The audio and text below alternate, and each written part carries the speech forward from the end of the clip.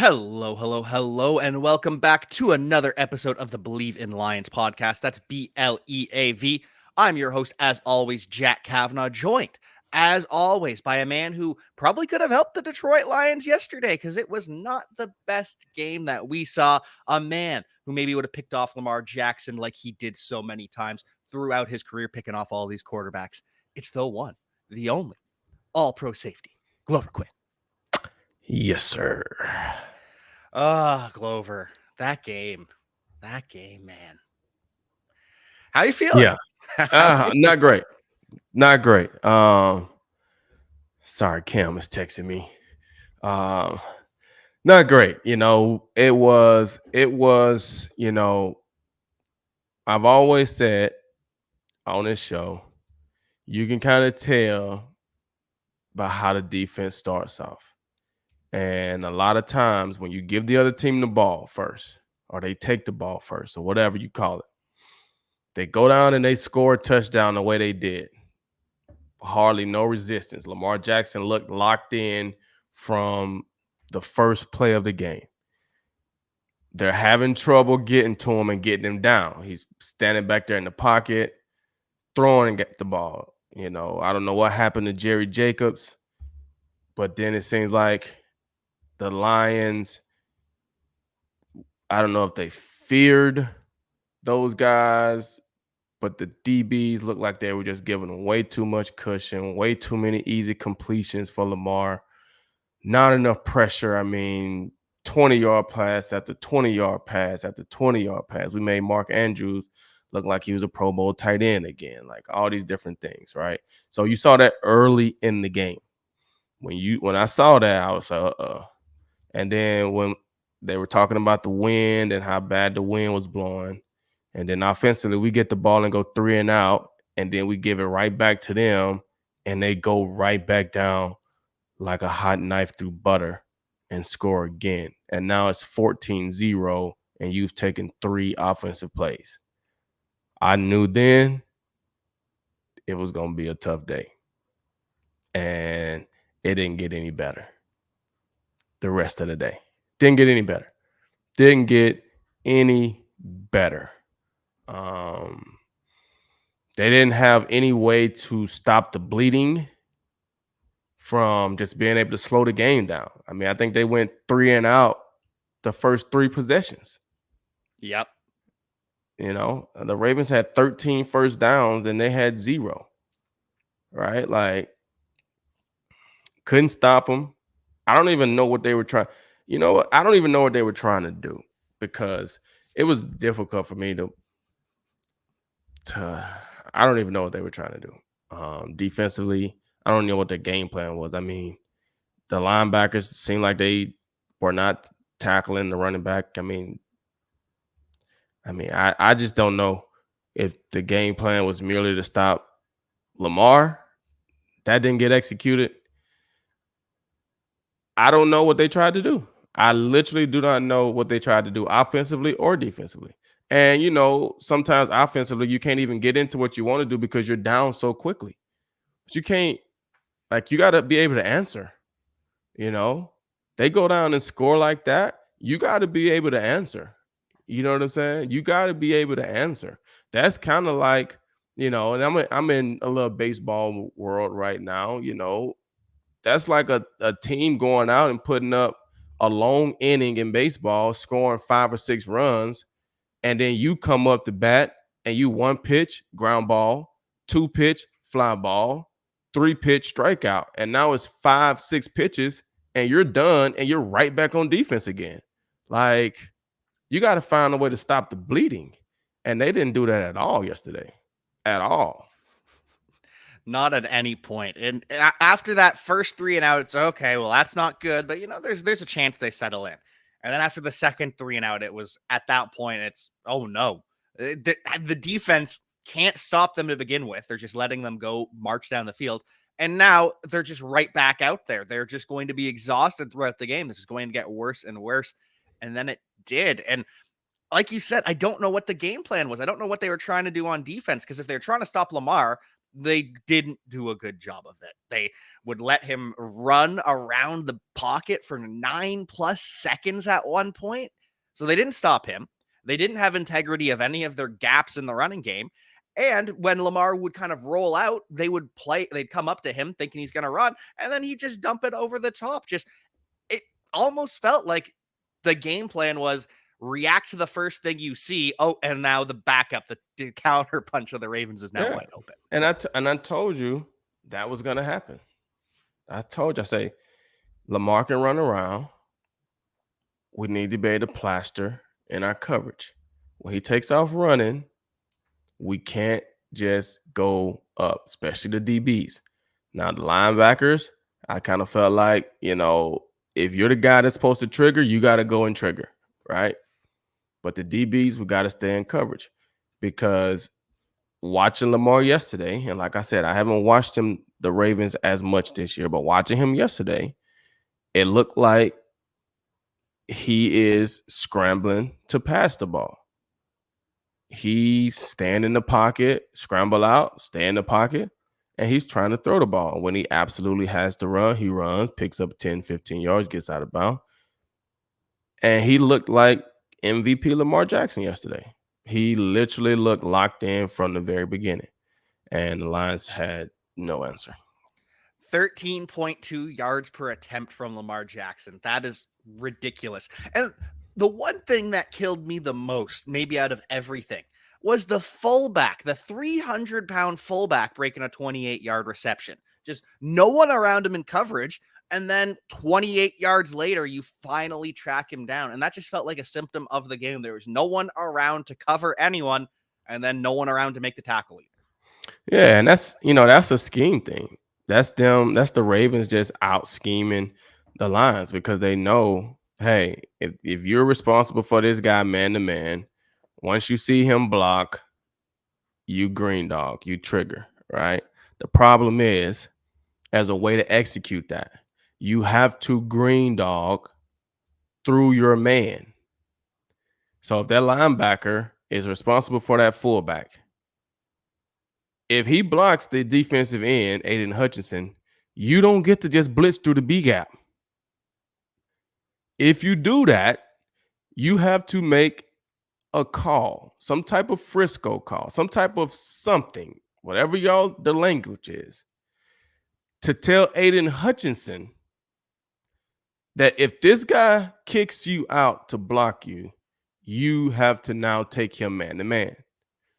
But as a linebacker, you still don't get to blitz the B gap. Why?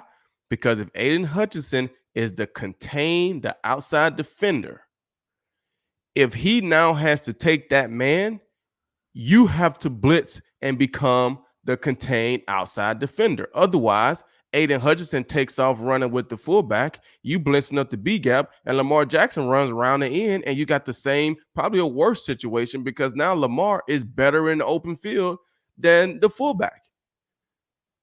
But the minute the fullback kicks out the block, Aiden don't pick him up, so that's not a call that was made. The linebacker feels like, well, he's not going out, so I'm finna blitz right through the B gap. I'm not going to have integrity and blitz through my guy just in case he do release.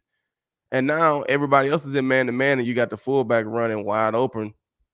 There's nobody around. I mean, that's just all scheme. That's film study. That's knowing how they're going to play. That's taking advantage of a guy that they've seen on film. Hey, man, this guy right here okay, we got something for him. And that's what you do.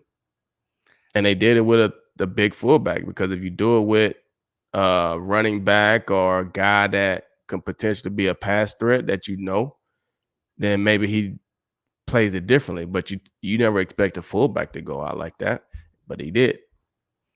And it's just a symptom of the entire day for the Baltimore Ravens offense against the Lions. And when Dan Campbell talked about it after the game, he said it wasn't the energy. He felt the energy was good, which you'd think, okay, a game that's 38-6, the energy's obviously off. Dan Campbell disagrees with that assessment. What do you say? I think the energy was off from the very beginning. I didn't feel any energy. I felt like they were lethargic. They didn't have any juice. They didn't have anything. They just didn't have it. And I don't know if it was just because it's 2 weeks on the road. I don't know if it's just I don't know what it was, but they didn't have it. No energy at all. I didn't see any energy all day. I didn't. I didn't see it. I No. I didn't see any energy all day. Um, and I mean, you know, it happens, I guess. You know, I can't say that I would put as much stock in it as, you know, the media and everybody's going to put in it because, you know, I vividly remember back in 2012, I believe, 2011, 2012. We actually, when I was in Houston, we played the Ravens like week 7, week 6. It was a Houston's red out game, battle red day. And we smacked the Ravens probably 42 to 11 or something like that. Like just completely obliterated those guys. Not Ray Allen. Ray Lewis had tore his triceps or something in his arm, right? They were in turmoil and we didn't let them off the hook. We smacked them. And they ended up coming back and winning the Super Bowl that year. So it's not the end of the world that you got smacked early. You know what I'm saying? You just gotta get back to the drawing board. Yeah, good teams sometimes get smacked around. When the Tampa Bay Buccaneers won the Super Bowl, we all remember they got blown out by the New Orleans Saints 38-3. Sometimes it just happens. Look at the Dolphins twice this year, 31-17 last night, though it was a little bit closer for most of the game than the score shows. 48-20 to the Bills. The Eagles lose to the Jets last week. The Niners lose to the Browns. The Bills now lose to the Patriots after losing to the Jets in week 1. So good teams can lose games like this. I just didn't expect them to get embarrassed the way they did. Yeah, I mean, you know, the thing that got me was they seemed like they didn't have an identity with David Montgomery out of the game. That's what it seemed like. They didn't have an identity. And like I say, you come out and you give up a drive like that and you don't respond. You don't show any kind of like, all right, they just went score. We finna go and score some kind of way. We finna O-line, like we finna go and score. They want to play ball today. We gonna play ball today. It was kind of like they went and scored. They brought the intensity to us, stopped us. They was playing with energy, swag, celebrating. We was just out there. So I, you know, like you said, you didn't want them to get beat that bad, and you know, and I felt like they had a couple moments, right? The game was bad, right? It's a bad situation, but it's NFL football, and you get the ball back before the half, and it's like, okay, this is a situation where hey, let's put together a good drive and get some points because we get the ball right back after half. You turn around and you go from 28-0 to 28-14 just because you scored before and after the half. And now we got a totally different ball game. Yep. We don't get points before the half. We drive all the way down in the second half, don't get points. And then we give up an 80-yard touchdown or 80-yard whatever. And you know what? I didn't even get to see the play because I'm watching it. I had baseball yesterday. So I'm watching it on my iPad, YouTube TV, watching the Sunday Ticket. That's the only way I can really see the Lions play. Here in Houston, had to watch the Sunday Ticket. And at 28-0, when the Lions got stopped on fourth down, they come on and say, all right, the game is 28-0. We're going to put it on a more competitive game. We're going to put it on the Atlanta Falcons and whoever they were playing. It's a 10-10 ball game. And I'm sitting there like, I don't want to watch the Atlanta Falcons play, right? I'm watching it on my iPad. I want to watch the Lions play. But they're not showing the Lions anymore. The next thing you know, 2 minutes later, I get a notification on my phone, big play alert, Lions, Ravens 80-yard play. And I'm just like, oh, heck, that did it. I said, I don't know what happened, but they stopped us on fourth down, backed up, and then we give up an 80-yarder. And I still haven't saw the play. I don't even know what happened. I don't even know who scored or what it looked like. But I saw it was an 80-yarder, and I just was frustrated. Didn't even cut the iPad back on. I saved my battery so I can watch the Astros at the game last night, and then they ended up losing. So it was just an awful day yesterday for me. But it's okay because today is a better day, and the Astros will win. And next Monday, I'll be in Detroit at the Monday night game, so they'll be ready to go. It's going to get a lot better from here on out. That will happen. Unfortunately, though, it was an 80-yard reception by Gus Edwards where he was wide open, and then the people trying to track him down in coverage from behind were two defensive linemen. And finally, in the secondary at like the 10-yard line, a safety stops him. And it was just embarrassing. It's embarrassing to see your 230-pound running back break an 80-yard reception. Right. So, why we got D lineman chasing? Was it a screen or something? Yeah, something like that. Screen? It didn't look like a screen. Like it kind of was a screen, but not quite. You know what I mean? Mm-hmm. Like almost. Yeah, I don't know. It just was all bad. Just all bad yesterday. Just bad football. Just bad football. But the silver lining is, because I'm always going to look for a silver lining. It is what it is. The last time, and I think you brought it up, the last time the Lions played like that, we all remember December the 24th, New Year's, Christmas Eve, whenever it was, on the East Coast against the Carolina Panthers. It's awful, awful, awful game.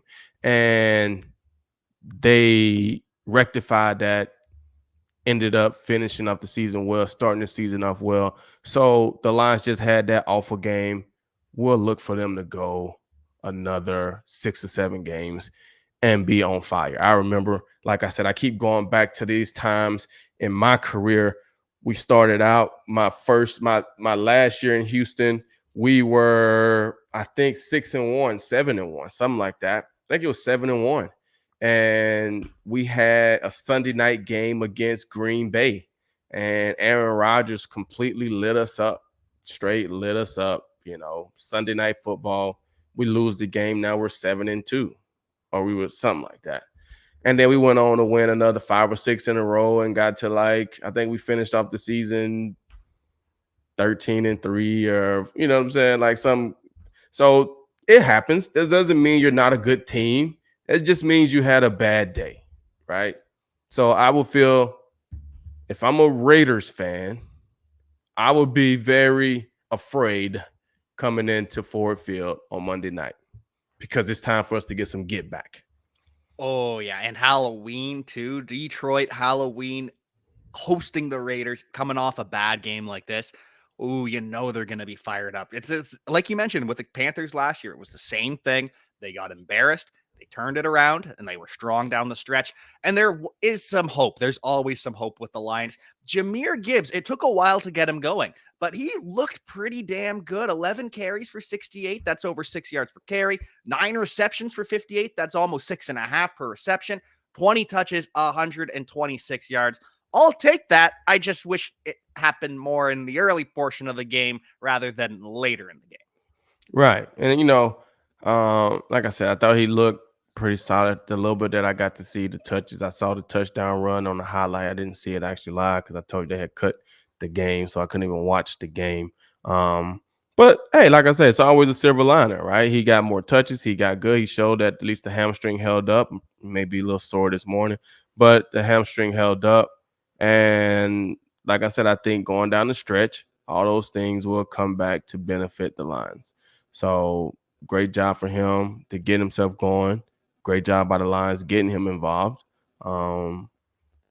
because they needed something, And I don't know. I didn't see it. I don't know if the win was a factor, but I don't know if have we even just tried Jameson on just a deep ball? They threw him a ball late in the game, and so the interception Goff had, that was a deep ball to Jameson Williams. It's 4th down, right? Yeah. Right. And there's some miscommunication there. When are we going to take a first down play action shot to Jameson? Yeah. When are we going to do that? When are we going to do that? But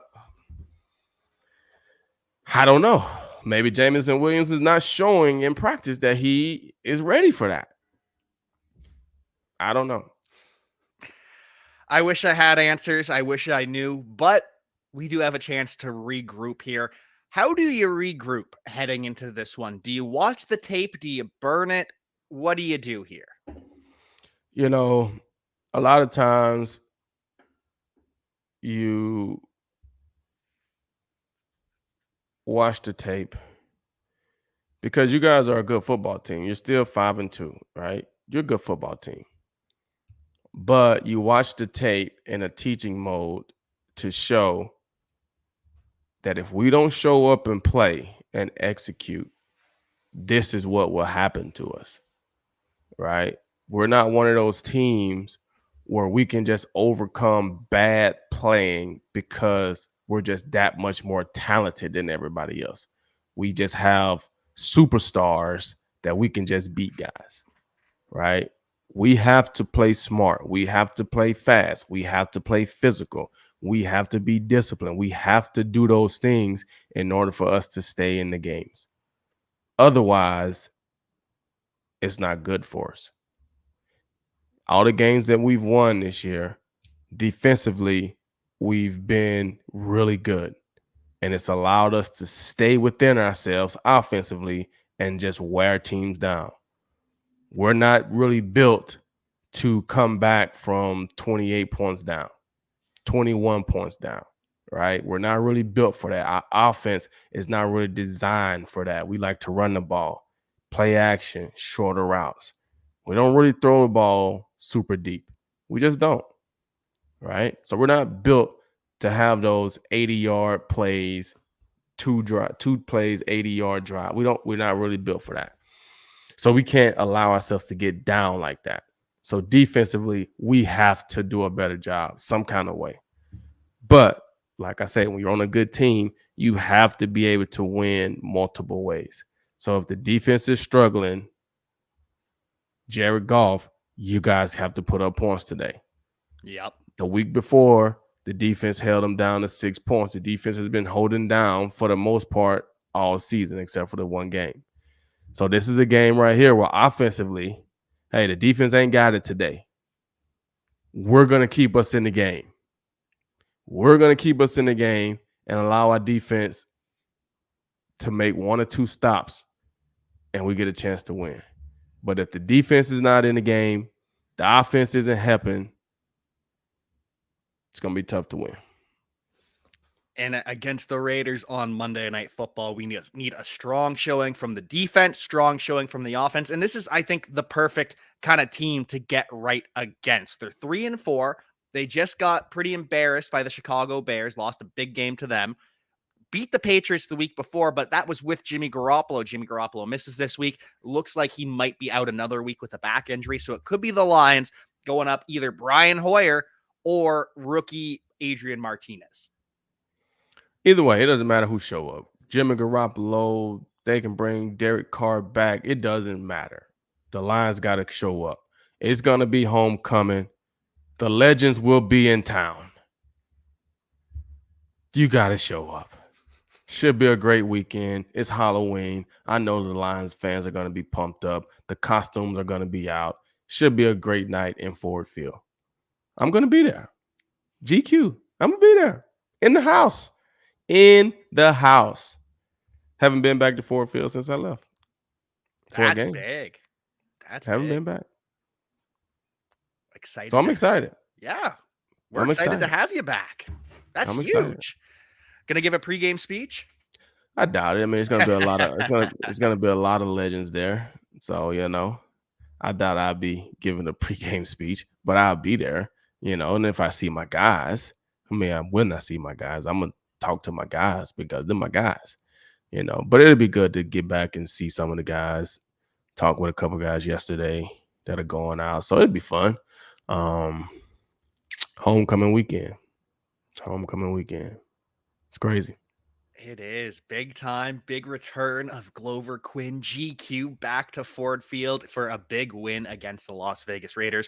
We're going to be keeping our eyes out for the Lions social media team when we're watching the game too. You know that at some point GQ is going to pop up on that screen, so we're going to be watching, and I cannot wait.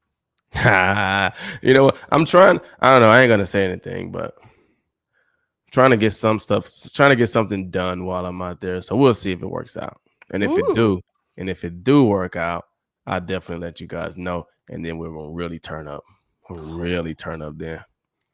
Can't wait to see what you're cooking up behind the scenes. This is going to be an exciting week. That's the beautiful thing about football is, it's a tough loss. We've still got so much excitement to look forward to. One last thing I do want to ask you about is the trade deadline. It is coming up. I can't remember if it's a week from today or if it's the Tuesday. I think it's the Tuesday because they let the Lions they let the Lions play. But trade deadline's coming up, and we're hearing a lot of names floated around the line specifically. 3 different positions, 2 mainly, and then 1 guy at wide receiver. But at edge, Brian Burns, Chase Young, Montez Sweat, they have all been linked to the Lions and other teams, but they've been linked to the Lions. Jalen Johnson at corner, Adoree Jackson at corner, Dante Jackson corner, and of course the crown jewel of all corners available potentially is Patrick Surtain, but he's probably not getting traded. And then Hollywood Brown has also been linked to the Lions, and if they traded for Hollywood, that would be kind of a big indictment on Jameson so far. So do you think the Lions pull off any of these moves, or maybe a different move for something like a little more depth? Well, you know what? I don't know if they pull off any of those moves, but I will say this right here. Given what happened yesterday, that will make the Lions make a move. I don't know what move, but the Lions, I've always said this, right? When you get around this time, you're 5-2. So you are a potential Super Bowl contender. What do I need to help me get there? What have we noticed over the course of these first few games that we need, right? And I will say, in my opinion, just from watching, getting a big play wide receiver, if they don't feel like Jameson is that guy. I haven't heard Marvin Jones' name called in 3 games. I don't know if he's playing. I don't know if he's healthy. I don't know. But we can't just get 1 or 2 catches a game for 14 yards from Marvin Jones. I'm honest, and that's my guy. I played with Marvin, but if we're gonna be a Super Bowl contender, do we need that?